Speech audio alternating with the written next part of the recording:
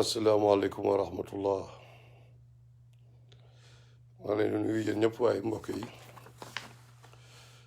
ku ci nekk turam ak santam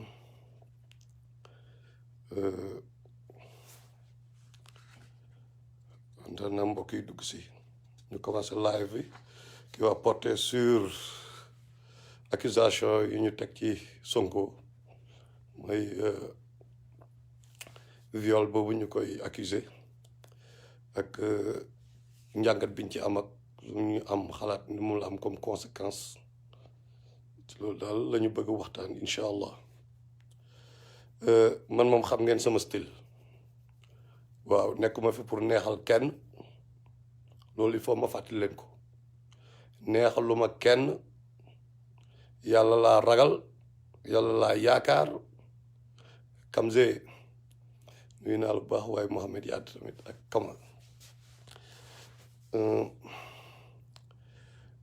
yàlla moo ne suratul an-nisa les femmes verset 135 dem leen ngeen vérifier ko Allah mu ne ngeen wax dëgg même bu nekkee dafa war a nekk contre vos propres pères et mères même contre vos propres personnes ngeen bañ a faral benn nit parce que qu'il est riche wala ngeen bañ a faral parce que c'est un besogneux whatever nag la nga ko mën a woowee donc man noonu laay fonctionner ku bëggul dégg dëgg ngir yàlla décrocher nga dem waaye bul ñëw sama page fii sama résolution yu ma jël dootuma nangu benn reewande ci sama page waaw loolu moom il faut mu leer léegi il faut mu leer avant dara dañuy wax dëgg nag te yàlla rek tax ok Sonko dañ ko accusé ay viol benn jigéen nee na Sonko daf ko violé xanaa góor gi nit ñi nag Sénégal ñaar ñoo am ñi ànd ak Sonko wala ñett sax ñi ànd ak Sonko ak ñi contre Sonko ak ñi contre Sonko tamit ànd ak Macky Sall waaw loolu moo am biir Sénégal nit ñi nag dinañu wax te yàlla tax dinañ juger te yàlla tax est-ce que dinañ ko def est-ce que nit sénégalais dinañ juger te yàlla rek tax yaakaaruma ko donc yàlla mu ne genre situation yu demee nii ki nga xam ni mooy accusé l'accusateur ou l'accusatrice comme nga ndaw si moo accusé yàlla moo ne suura an-Nuur da ngeen indi ñeenti témoin ñeenti seede li muy wax avant yii di am moom jugé na ba pare wax na ban yoon lañu wan démarche la ñu war a adopté mu ne indi leen 4 témoins mais boo leen mënul indi 4 témoins ñu maandu parce que li ci yàlla teg moo doy waar nee na ñi nga xam ni dañu accuser ay femmes parce que affaire histoire Aïcha radiyallahu anha la woon loolu mooy contexte bi moom la ñu tegoon calomnie ci kawam xam nga donc loolu mooy contexte aaya bi mais musiba la ci teg donc bu fekkee ni amuñu 4 témoins mais nañu maandu ñu noppi ci beneen bi mooy bu ñuy juger nañu juger d'après ce que Dieu a fait descendre kan moo ko fekkee ñun est-ce que gis nañu ba pare dañoo ne borom xam ne nee nañ da ngay gis sax tellement yàlla daf ko mettil neen da ngay gis da nga war a gis sexe féminin masculin bi di dugg ci sexe féminin bi ngeen jégalu expression bi loolu la ko wax noonu la ñu wax tellement yow ba ay ñaari nit bi ñuy njaaloo avant ngay dajale 4 témoins du ñu pare ba dem seen yoon wala amin yaa de du wax bu mënul nekk bi yaa de forte chance donc pour dire que foofu dafa xaw a sew na ñi ñi def attention léegi nag bu ñu génnee ci loolu ñu wax ci Sonko moom ci ay waxam li mu wax ci loolu peut-être la ñu mën a wax mooy man dama fi taxaw am na ñu bëri ñu fi doon taxaw ñi naan dañ may vaar ak ci ay fen ñu naan dañ may vaar fii ñi naan dañ may kii lu ma leen waxee di ngeen ci teg bët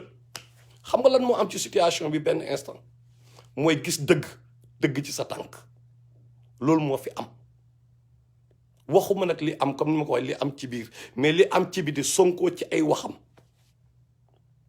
nañu ragal yàlla te ñuy wax dëgg te yàlla tax nañuy wax dëgg te yàlla rek tax nañu bàyyi parparloo ci ay fen nañu waxante dëgg nañu bàyyi parparloo bi ci ay kàcc gars yi ñëpp xam nañ ni tey 99% médias yi waxuma journalistes yi mais chef de presse yi ñi moom presse yi ah 99 soit ils sont ouvertement avec Macky Sall wala ils sont corrompus ci suuf Macky Sall moo ngi leen di jox xaalis ñu koy liggéeyal léegi nag dama leen di yóbbu ci ginnaaw jamonoy Senghor nañ dellu jamonoy Senghor ñoom grand góor gi yéen a ngi fàttaliku yéen suñuy grand bi Laay Njombar amul karaw bi Senghor naan Laay Njombar di wax Ablaye Wade waxi Ablaye Wade naan Laay Njombar chaque fois Ablaye Wade la doon concentré wu mais jamono élection yooyu noonu mais Cheikh Anta Diop candidat la woon Majmoud Diop candidat la woon ñooñu duñu moromu Ablaye Wade pourquoi Senghor en tant que n'est-ce pas élève ñoom de l'impérialisme occidental bi nga xam ni xam nañ suñu psychologie xam nañ nu ñuy xalaatee ñoom ñu koy nekk ay conseillers ñoom Foccart ak whatever léegi pourquoi mu concentré wu ci Ablaye orienté suñu esprit paay ak maam yi ci Ablaye Wade parce qu'il voulait pas promouvoir Cheikh Anta Diop ak ñoom Majmoud Diop bi nga xam ne surtout Cheikh Anta Diop bi nga xam ne Ablaye Wade fekk ko sax ci wee donc naturellement il en avait fait le chef de l'opposition naturellement parce que ñun ñooy xool kan mooy ñun ñooy tànn ki gën a am buzz mooy nekk chef opposition tey benn instant Ousmane Sonko bu amee yenn promo yi dëggu leen baax li ku mu neex nga téye ku mu neex dama leen wax li am yenn promo yi ñoom dañ ci contribuer loolu laa leen doon jéem a wax fan yële passé xool leen plan B mën na fi sital ay tur naan leen xool leen Thierno Alassane Sall tamit ngeen boole ngeen fexe ñoom ñëpp ànd loolu laa leen doon wax ko Sonko commencé am ay mauvaise fréquentation may leen kii ngeen ñëpp ngeen commencé ñu si gën a bëri waaye nangam dañu may jéem a vaar ak whatever je voyais la chose venir te tey loolu moo am ils allaient l'avoir anyway et ils l'ont eu tey xam nga lan moo am tey damaa bëgg Sonko damay topp ci ginnaawam mais ñëpp xam nañ dëgg bi lan la Sonko lan lay def à 22h nga am ñaari jabar ñoo xam ni bu newoon sax da nga jóg masseuse yoo xam ni c'est dans le temps lañ jàng massage liñ la mën a defal foofu noonu sa jabar mën la ko defal ñaata yoon lañ ñëw suñu papa yi liggéey ba wàcc ne arsada boosam ñaata yoon la ñuy wax suñu papa yi ne kay bés ma loolu kay sa jëm yaay ak yooyu ñu daan kay loolu kay amin mais bien que moom dafa feebar whatever beneen affaire la loolu la expliqué ci lu mu expliqué loolu la ñuy basé wu mais nañu waxante dëgg amul pour dugg foofu te commencé wul fii dem leen ngeen laaj Pastef Louga la xawma waalo lii yàggul dem leen ngeen laaj waa Pastef bu waalo la xawma Louga invité nañu Ousmane Sonko ñu jëlal ko hôtel ba gars yi sax dañoo mer après au lieu mu dem ci hôtelu waa Pastef yi li may wax nit vérifier l'information nga xam man du ma waxantu au lieu mu dem foofu xam nga lan la def benn gel jëlal ko iri ko à part mu dem kër bi ko gel boobu jëlal ba ñooñu mer ba Pastef boobu defe naa Pastef Louga la woon ba ñooñu mere ko mais yow gouvernement bu am ay service secret mais c'est sûr que lu ñuy xam ci yow mais du jeex ça c'est l'État ils sont puissants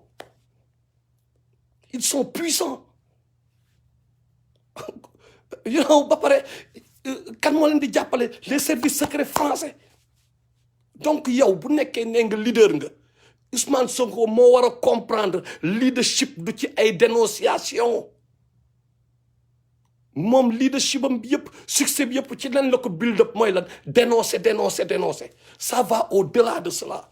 parce que da nga yor responsabilité tout un peuple ñoo nekk sa ginnaaw parce que ñoom nga ni ñoom ngay jiite donc yow tu n'as pas droit Matar erreur yi muy def yow tu n'as pas droit Mr Mef erreur yi muy def yow amoo droit erreur yooyu fitna nag peut-être nattu nañ la nattu nañ ko bien sûr fitna jigéen dafa graaw quoi parce que rasulullah sallallahu alayhi wa sallam moo ni Yusuf alayhi salaam moo gën a metti le nattu ci yonent yi mooy lan mu ne parce que moom jigéen lañ ko nattoo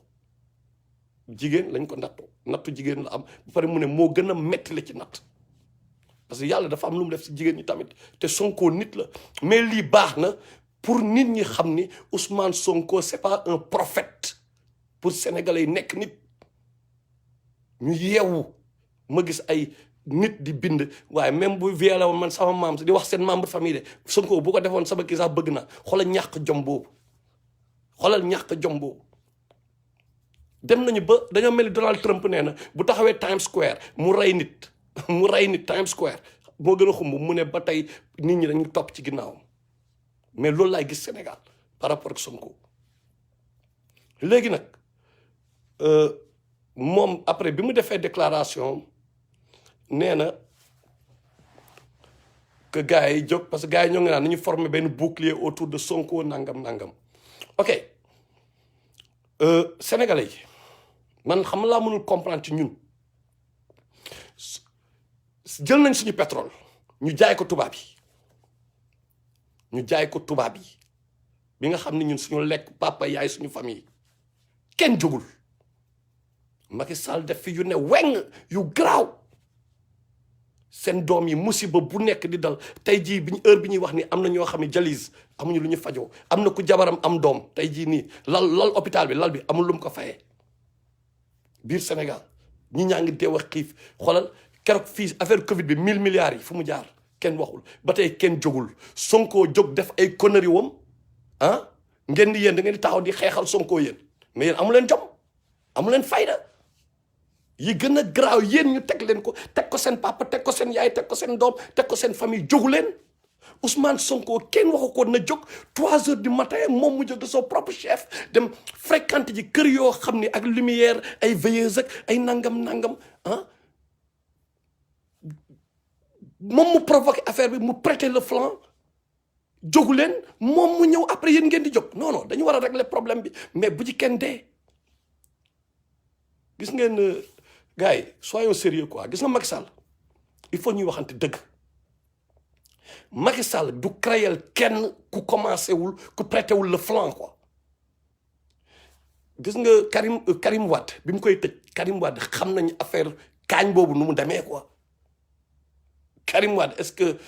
avant Ablaye Wade di falu xam ngeen nu mu demee affaire Boeing yeeg yi mu doon jënd fii ñun ñoo ko doon wax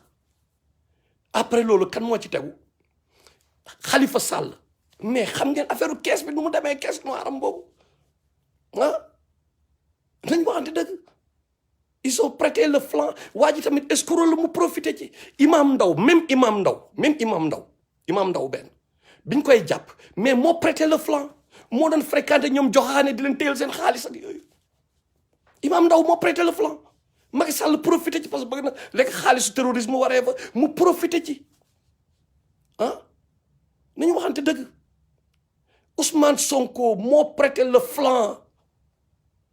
moom moo ñëw weere ngaa ko la benn instant ci affaire xam nga gars yi yenn saa yi boo nekkee leader yow tey bu fekkee yu ñàkk fayda yi lañ lay amee tey Ousmane Sonko waaye kon ñoom Macron l'impérialisme occidental mooy le marionnettiste bi nekk derrière la marionnette Macky Sall ñi nga xam ne ñoo rey Kadhafi ñoo rey Sankara mujjul fenn yow ñooñu tey dëkk boo xam da nga am pétrole ils vont faire une bouchée de toi bu nekkee yow yii mais kon pare woo pour diriger Sénégal Ousmane Sonko amoo xam-xam bi kon bu nekkee yomb yi lañ lay amee yow sa moyen da nga war a ñaaw njort à tout moment tu dois pas xanaa nag affaire sexe la xanaa mu ëpp la doole loolu moom bu la ëppee doole nag foofu moom xamuñu leneen la te loolu moom duñ ci sax jugé duñ ci dugg mais pouvoir dafa ànd ak responsabilité ànd ak ay sacrifice yow yaa ne pouvoir bi nga bëgg nit ñi topp la dafa am sacrifice yoo xam ne yaa ko war a jël même bu nekkee dafay metti da nga war a muñ da nga war a muñ am na yoo xam ne mënoo cee dugg Ousmane Sonko dëgër bopp mooy sa problème dëgër bopp man ñëpp ñi nekk autour de toi ñëpp laa depuis le début ñi la xam depuis avant ngay nekk Pastef avant ngay nekk Pastef laa wax de parce que man damay xam ni may poser yenn questions yi pour enquête pour xam quoi nit ki mooy kan ki ñu topp kan la mais ñëpp wax nañ ben da ngaa dëgër bopp sa xel rek doy na la tout le temps doo déglu kenn sa bopp chaque fois ngay déglu te loolu man dama ko dund ak yow kuy waxtaan ak yow Ousmane Sonko man j'avais remarqué ça bi ñuy wax man ak yow comprendre nga yow rek yaay wax loolu mënul nekk nit nga yow rek yaay wax doo may sax nit ki dugal benn mot mais du dem nit nga da nga soxla ay nit même rasulullah sallallahu alayhi wasallam dañ ko boole Aboubacar Omar Ousmane Ali sahaaba yi xoolal groupe sahaaba pare ne dee leen consulter ñu ne dee leen consulter avant ngay def dara mais bu fekkee ni da ngaa wowle lu nekk nga def fa ne yow yaay jàmbaar bi nit ñi di la jay gis nga kaay ma wax la benn affaire Ousmane Sonko kaay ma wax la fi nga déglu bu baax gis nga ñu bëri tey ñu naan ay bouclier xool leen ñenn ñi États-Unis fii la ñu toog wala Canada wala France naan dem leen ngeen seen biir kër la ñu toog du ñu exposer seen famille de comprendre nga ñenn ñi France Paris non Paris dafa claté France n'est plus ce qu'elle était ñëpp pense à rentrer yow nag yaay buntu bu ñuy duggee Sénégal pour ñu mën a jël place ñoom Yaxam Mbay place ñoom Jom place ñooñu loolu la ñuy viser faalewuñu kenn gis nga après yàlla bu la mayoon nga nekk président ñoom ñooy taxaw tey yow nan la yow violeur nga woon anyway wallahi maa la ko wax man maa ko fi wax ci mbooloo bi ñi koy défendre tey na Ousmane Sonko def leen arrangé wul il faut le taxer de violeur ñoom ñooy jëlal wax bu ñaaw bi tegaat ko si kaw mu tax nit da ngay xam say vrai ñan la da ngay bañ a nga kii te yàlla tax bi ngay dem xam nga benn instant par rapport à say principe di dugg ci ñoom Khalifa Sall fii xam nga les moteurs du système boobu ngay da ngay combattre nga commencé ay Moussa Diop nga koy jubaleeg ay kële tout ça là loolu la yàlla di won nii loolu la yàlla di won nga war a nekk nit Ousmane Sonko nekkal nit te tamit bul sacrifier sénégalais yi Barthélémy Dias moo ngi profité naan mon ami et allié Ousmane Sonko nangam way ko dina xam ne tey lan mooy vrai révolution mais Barthélémy Dias fii lañu la jeel defoo nix Barthélémy Dias Khalifa Sall moo la gën a jege Ousmane Sonko defoo nix pour tax ngeen bëgg sacrifier jeunesse bi ñoom Ndiaga Diouf boobu nga kiloon bi nga rayoon fii Ndiaga Diouf après nga tourné waat di ànd ak Ablaye Wade moom ngeen bëgg kon ne di sacrifier suñu jeunesse pour lan indi leen seen njaboot yi ngeen teg leen ci kanam da ngeen def ne affaire bi c'est de la blague da ngeen def ne marche léegi yi attaqué Macky Sall ak loolu waxuma nag parce que moi c'est pourquoi je parle de 15 millions sénégalais wala 10 millions génnandoo foofu loolu la Macky Sall mënu le printemps arabe bi wane na ko même l'impérial occidental mënuñu résister loolu ok mais enjeu yi léegi par rapport ak jamonoy Ablaye Wade wala jamonoy ñoom Abdou Diouf ak yooyu mooy léegi pétrole bi dafa leer naññ te pétrole bi nasaraan si dëkk dugal xaalisam ba pare dëkk yi am guerre yëpp Afrique parce que am na ay ressources naturelles yoo xam ne ñoom dañ ko yittewoo ñu créer ay guerre biir Afrique ñoom les tubaab la jaxase yenn gars yi traître yaa ngi fi ba léegi ñoom Macky Sall ñoo ngi fi ay traître lañu vous avez vu ce qu'ils font xam nga ñoom Blaise Compaoré xam nga jamonoy esclavage la rek noir bi mooy jaay moromam donc il passe par ces gens là ay ñoom Omar Bongo fii ñoom ñëpp ay ñoom Houphouët-Boigny ñoom Senghor ñëpp ay traître la ñu woon mais loolu mooy kon ne di am ba léegi ngeen def affaire sur la blague li kaano yi naan don't stand between me and my bread mooy diggante man ak sama mburu bul taxaw ci digg parce que dama lay kil ngeew yi tubaab bi l'impérialisme occidental foofu la ñu toll te ñooñu ñay papay Macky Sall ñoo koy jox ay ordre muy exécuté ok buñ ko waxee tiireel sa peuple day tiire moom si boppam dañ ko kepp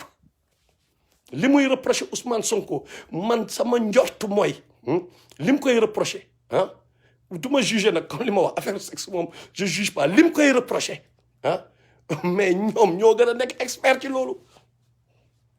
ñoom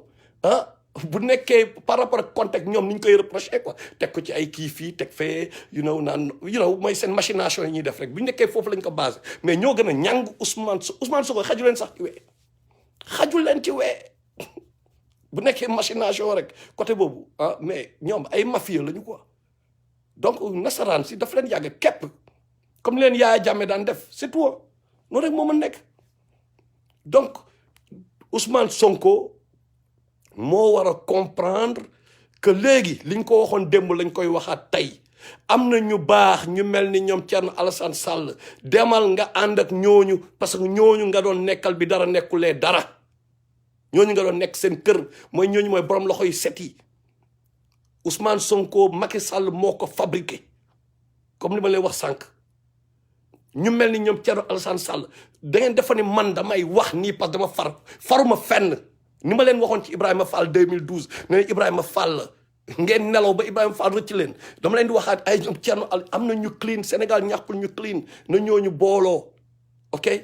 ñooñu def nañ ci déclaration de patrimoine mosoo dégg ku ci wax pourquoi kenn du ci wax ñooñu lépp lu ñu def même seen livre li ñu dénoncé yëpp gars yi leen bërgal paquetel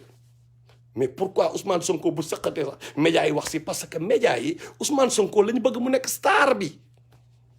Macky Sall Ousmane Sonko nekk le chef de l'opposition moo ko arrangé parce que Ousmane Sonko am na ay cool-cool yu sew yu ndaw ay cool-cool yoo xam mënuñu ko wax fii yu ndaw yu sew ay 94 milliards yooyu yëpp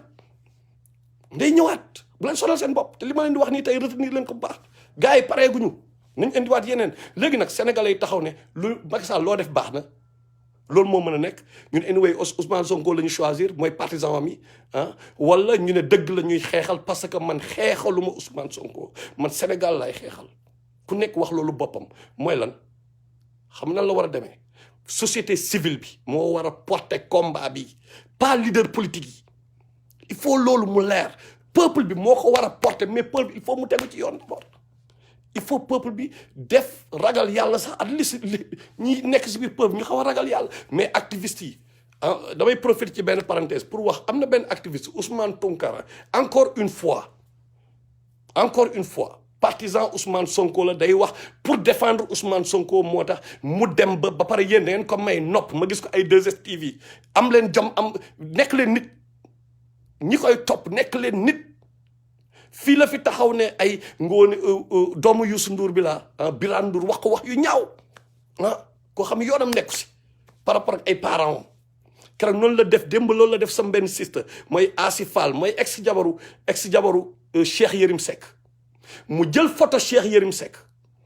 seen doom la jël photo bi kii ko ci page am mais fen fa ay fen quoi di yàq deru benn xale ak benn jigéen quoi kooku lan moo ko utaleeg ñoom Macky Sall te nee na damay wax kooku laa jël exemple day symboliser moom mooy sénégalais yu bëri yi nga xam ne ñaan Sonko fekk dara wutalewu leen Macky Sall dara wutalewu leen nan ngay ñëwee yow da ngay défendre Sonko dañ ko accuser viol yow nga ñëw benn jigéen boo xam ni yoonam nekkul ci dara duggul ci politique waxul politique ba pare dafa sëy ak Cheikh Yérim Seck ci farata ak sunna la sëy ak moom ci farata ak sunna nga jël photo seen doom jël ko exposé ko mais yow il faut ñu defal la bagage boo arrêté wul Ousmane Tounkara il faut nga arrêter encore une fois dernier avertissement arrête ëppal nga trop encore une fois yaa ma gën a rëy làmmiñ nag yaa ma ëpp làmmiñ mais dama lay wax rek ëppal nga trop quoi chaque fois nii la yàq deru nit yi dugg ci mais bu doon sax dëgg ngay wax mais da ngay sos di fen ba pare mais c'est grave quoi c'est grave te ñu mel noonu sax dañoo xaw a bëri léegi ci activistes yi moo tax nous avons même plus envie de faire des vidéos j'ai occupé bu dul woon ay ñu bëri ñu ma contacter ne ma woy il faut nga wax ci affaire bi bëgg nañ xam sa bu dul loolu lii sax du ma ci wax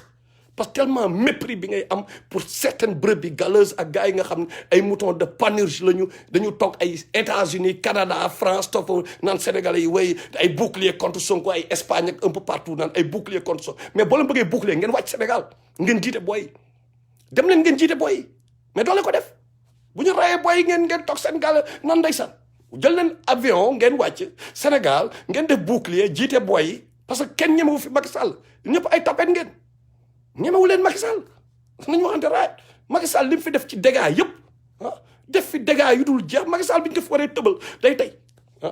ni ñu toog fii di xaar ay élection non nañ xaar élection yi mais soyons sérieux encore une fois damay rappeler waat Sonko y a prêté le flanc lii dal la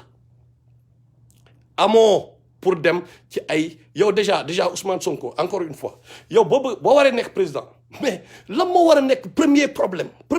Ousmane Sonko xam nga mooy la na mais yow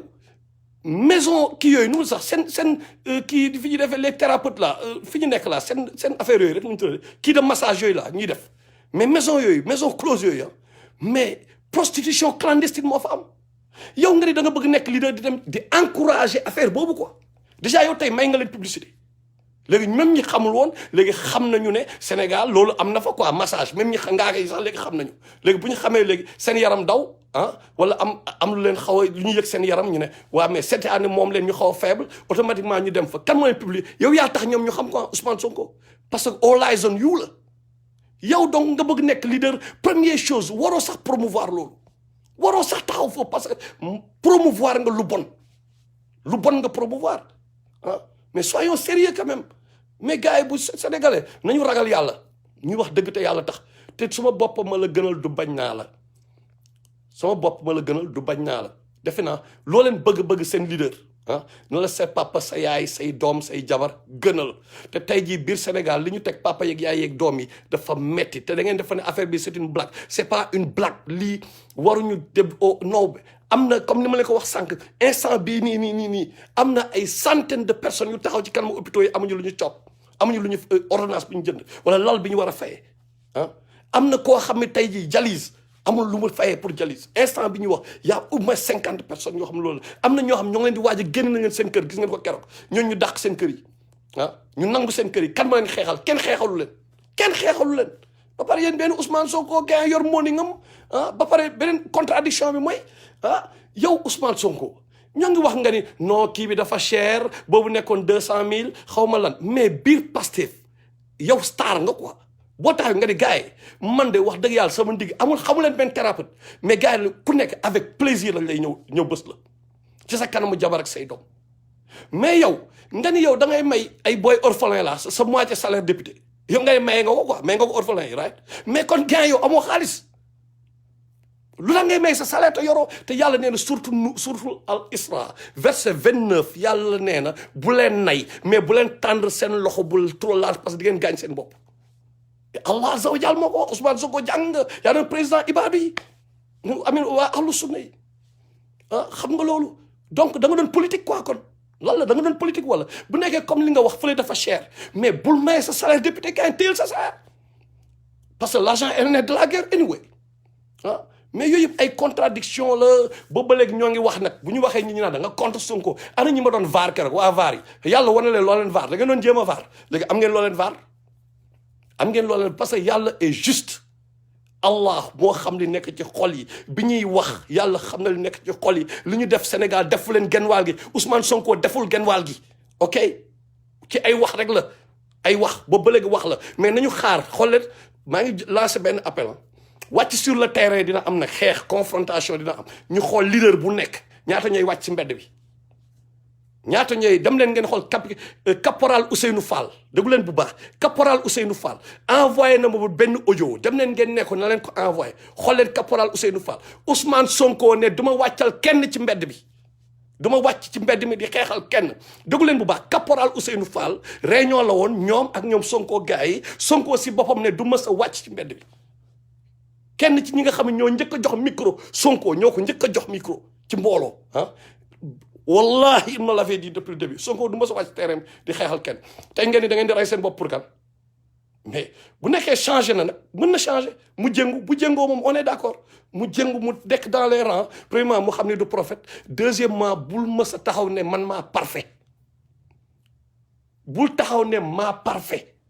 chaque fois ce discours mooy man maa parfait ñi des parfait wuñu loolu boo ko defee lii moo tax yu ndaw yi rek yii nii comme nii du ndaw sax mais lii moo tax bukkee day rëy parce que yaa ko woote yow yaa ko woote Ousmane Sonko yow yaa woote affaire bi xam nga booy def loolu mais Kémi Séba nante la quoi moom loolu la ñuy wax nante quoi salaamaaleykum maaleykum salaam xam na ne l'impérialisme français la ci jigéen lañ koy piyee xam na la mu teel a déclaré man damaa bëgg jigéen mu teel ko déclaré ne gars yi man dama bëgg jigéen xam nga donc jeex na buntu boobu tëj na ko gars yi nañ làmb donc bu ñu ko jàppee mu ne ah mais peut-être que j'étais faible mais bu ñu waxee ay du taxaw nit ki day taxaw na man maa parfait mais ni ngay dénoncer dafa am nooy dénoncer loolu la ñuy wax gars yi xam leen gisee Bali Fayeva xamul fi ñuy waxee xam li ma la bu ñu la waxee loolu si discours bi la on a l'impression bi ngay joxe mooy man rek maa parfait moo tax chaque fois da ngay rappeler aux gens que je ne suis pas parfait et j'ai besoin de conseiller ok parce que bu ma juumee parce que nit la sénégalais noonu la lay jëlee day defal tey ji yow gis nga fi ñaata sénégalais ci biir réew mi dañu defoon seen sëriñ par exemple mais dañuy jàppale du def erreur nit bu dul def erreur la te ku dul def erreur yàlla ngay nekkaat loolu bëri na Sénégal même sëñ bi bu defee erreur xam nga en tant que nit non c'est pas possible loolu mooy loolu du ci Sonko de non ci ñun la you am sa ñun ni ñuy jëlee leader yi ni ñuy jàppee leader loolu si ñun la donc daal en grosso modo encore une fois Sonko j'espère que di nga jàng leçon bi da nga prêter le flanc man li ma la waxoon démb laa lay waxaat demal ci ñoom Thierno Alassane Sall nga joob ak ñoom gars yi clean yi nga joob ak ñoom ñooñu ñoo clean même bu dul dara ñooñu sax seen clean ay barke yàlla bi yàlla dina la jàppale après nag li si des ci combat bi buñ ko teg ci loxo benn politicien ñoom ñëpp nag A ba Z ñun ñoo war a mëne combat bi nag après nag ñu tànn xool kan mooy ñuy jiite noonu la mën a demee bu ñu teg combat bi ci loxo politiciens yi parce que politicien anyway dafa am ay règles ñoom ñuy doxee dafa am ay affaires yu ñu war a respecter da nga war a inclusif da nga war a dañ leen a tënk ils sont pas libres moo tax c'est à nous de récupérer lépp en tant que peuple récupérer affaire wane ne ñun ñooy doole bi comme ça politicien bi bu faloo bés bu jalgatee mu avant mu jot dina xam ni yii doole moo ma fal mais bu fekkee ni ñun ay moutons de Panurge ñoo nekk di fal politicien bi après lu ko neex lay def lu ko neex lay def loolu moo indi problème bi tey moo tax lu leen neex la ñuy def xoolal Idriss Seck ni mu ñuy traité ah ay dama waxoon dama ni façon naa yéene ñuy xoolal seen yoon nekku ci faale wuñ ñu ko faale wuñ seen parce que ñun ñoo ñàkk fayda loolu daal mooy wax ji encore une fois Sonko jong lay ñaanal xam nañu fitna bu metti la quand même wax dëgg yàlla fitna bu metti la xam nga léegi nag mën na am tamit nga am faiblesse pour jigéen ñi loolu tamit mënoo ci dara benn instant mais bu fekkee ne nit ku nekk am nga défaut benn instant bu fekkee ne yow leader lii sa défaut la mais utal ñeneen ñoo xam ne ay lieutenant yoo xam ni ñooy gérer yenn mission yi ça c'est d'un deuxièmement fexeel you know am say ngay bàyyi yenn kii yu clandestin amin 22h lay def ci kër ay jigéen 22h ay jigéen di la bës à 22h sous prétexte que man dama feebaroon léegi beneen bi mooy gis nga am na ñu bëri ñuy nekk ci internet bi da ngay gis ñuy bind ci réseaux sociaux yi gars yi bu leen ñu sonnal quoi gis ngeen législative yi passé man j'étais surpris de voir Sonko mu am zéro mënul sax nekk député quoi dañ ko repêché seen coow lu bëri li ngeen fi def ci internet bi demu leen sax votel ko non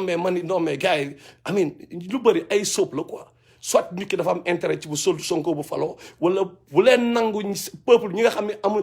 ay Sénégalais lambda la ñoo bu leen nangu yenn gars yi di leen dugal ci seen combine yooyu parce que ñoom directement dañ ci am intérêt pour la plupart am na ñu jub nag bien sûr ñoo xam ne bon ils sont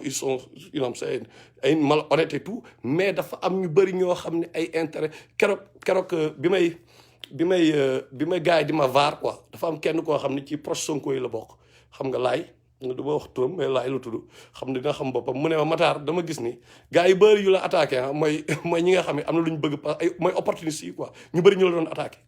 j'ai vu que mooy ñi nga xam ne place la ñuy wut biir Pastef fois gis nga ñooñu suba ñooy taxaw di saaga Sonko ils vont le traiter de violeur man maa leen wax loolu bu ñu bëggee lu ñu bëgg bu ñu ko amul dinañ taxaw fii xool lu ñaaw ñoom ñooy jëlaat lu bon li ñuy defaan ñoom ñoo koy jëlaat teg ko ci xelam encore une fois daal dañ ko ñaanal parce que lii tamit wax dëgg yàlla musiba la fitna la ñu ñaanal ko yàlla na ko ci yàlla génne xam nga sénégalais yi tamit nga am fulla ak fayda daal xam nga di nuyu ñëpp incha allah jaajëf nuyu nañ leen